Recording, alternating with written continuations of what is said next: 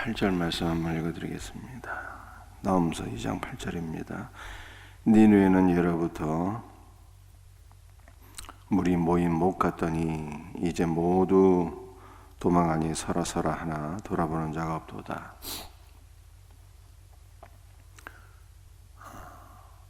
이 나홈서는 니느웨에 대한 경고의 말씀이다 라고 하는 것을 어제 설명드렸습니다. 그래서 오늘 나홈서 2장도 니느웨에 대한 경고와 심판의 말씀으로 이루어져 있습니다.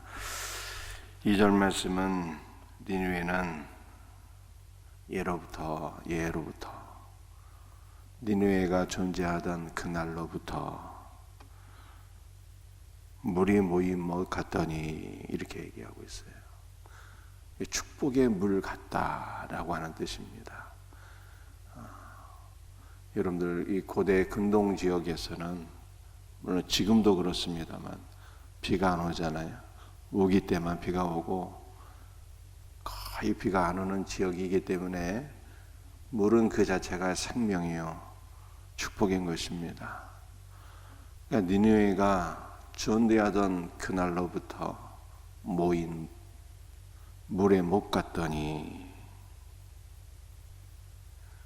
이 축복의 물 같다는 거예요. 니느웨가 축복의 물. 그런데 이제는 어떻게 되었습니까? 모두 도망하니 모두 도망갔다는 거예요. 이 도망갔다는 것이 전쟁터에서 대적이 쳐들어오니까 걸어마 나설려라 하면서 목숨을 구하기 위하여 죽어라 도망치는 이러한 모습을 보여주고 있어요. 이것이 분사형으로 되어 있어갖고 가정주부들도 도망치고 아이들은 학교에서 도망치고 남편들은 직장에서 도망치고 삶의 모든 터전에서 적들이 쳐들어오는 광경을 바라보면서 목숨을 구걸하기 위하여 걸어마 나설려라 하면서 죽어라 도망갔다는 이런 뜻입니다. 서라 하나 돌아보는 자가 한 명도 없고 그저 앞만 보고 죽어라 도망치게 되었다라고 하는 뜻이에요. 여러분들 이 니느웨는 아수르의 수도였잖아요. 여러분들 이 아수르가 어떤 나라였습니까?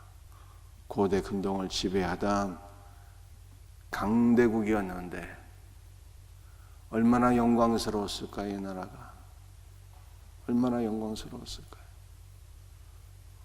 얼마나 힘과 권세가 등등했겠습니까? 그런데 그들이 잘 나갈 때 겸손했어야 되는데 잘 나갈 때 선하고 아름답게 살았어야 되는데 그들이 축복을 누릴 때 베풀며 살았어야 되는데 그렇지 못했어요. 베풀기는커녕 선을 행하기는커녕 오히려 이웃 나라들을 지배하고 군림하고 잔혹하게 사람들을 죽이고 악을 행한 결과 그들이 어떻게 되었어요? 쫓기는 자가 되었고 멸망이 호련히 갑자기 이르게 되었더라 이렇게 말씀하고 있어요. 잠언서 말씀이 그대로 적용되는 상황입니다. 교만은 패망의 선봉이요 거만하면 넘어집의 앞잡이니라 이렇게 말씀하고 있는데 이 니느웨가 축복을 누릴 때 잘 나갈 때 형통할 때 겸손하고 선을 행하고 자비를 베풀고 긍휼히 여기며 그렇게 살았으면 좋았을 터인데 교만하고 거만하고 악을 행하고 무자비하고 군림하고 짓밟고 이렇게 살다가 갑자기 멸망이 호련히 닥쳐서 걸어마 나설려라 하면서 도망하는 상황이라는 거예요. 그러므로 우리도 형통할 때 잘 나갈 때 하나님께서 영광스럽게 하실 때 하나님께서 복을 주실 때 그때 잘 살아야 되는 거예요. 그때 겸손하게 선을 베풀며 은혜를 베풀며 살 수 있는 은혜가 있기를 주의 이름으로 축복합니다. 9절 은을 노력하랴 금을 노력하랴 그 저축한 것이 무한하고 아름다운 기구가 풍부함이니라. 은과 금을 노력하고 그 저축한 것이 무한하였다 이렇게 말씀하고 있잖아요. 은과 금을 노력하고 그걸 저축했대요.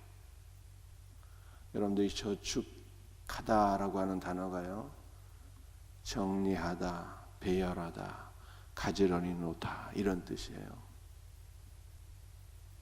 그러니까 그들은 금과 은을 노력하고 그것을 조직적으로 잘 관리했다는 뜻입니다.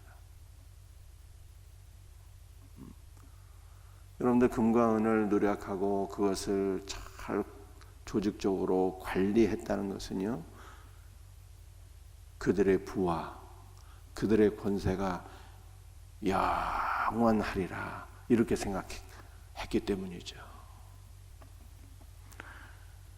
그런데 그들의 부와 권세가 영원했습니까? 영원하지 못했어요.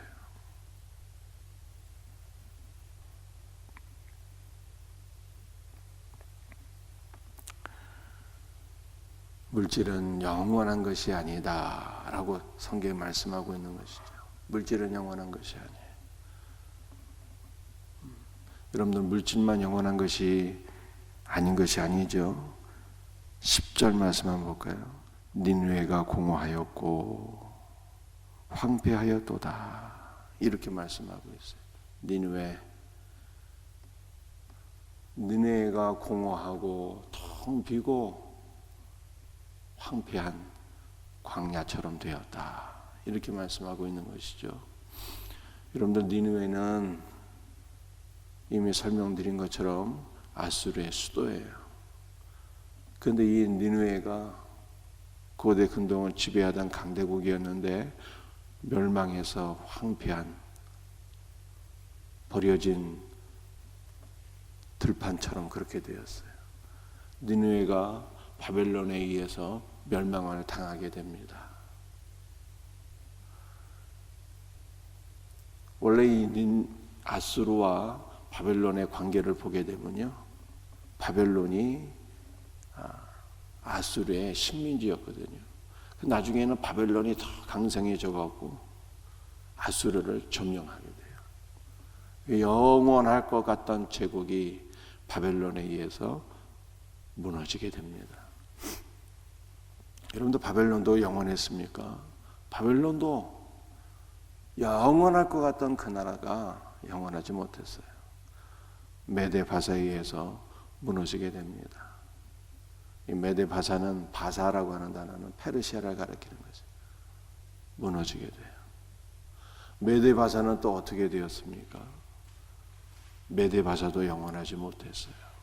메데바사 역시 헬라 제국에 의해서 무너지게 돼요. 알렉산더 대왕이 전 세계를 점령하게 되는 것입니다. 그리고 헬라 제국은 그 다음에 또 어떻게 되었습니까? 로마에 의해서 무너지게 돼요. 로마에 의해서. 로마도 영원하지 못합니다. 그 영원할 것 같던 제국들이요, 다 끝나게 돼요. 이것은 우리들에게 무엇을 보여주고 있는 것입니까? 세상 나라는 종말이 있다는 거예요. 세상 나라는 끝이 있다는 것입니다.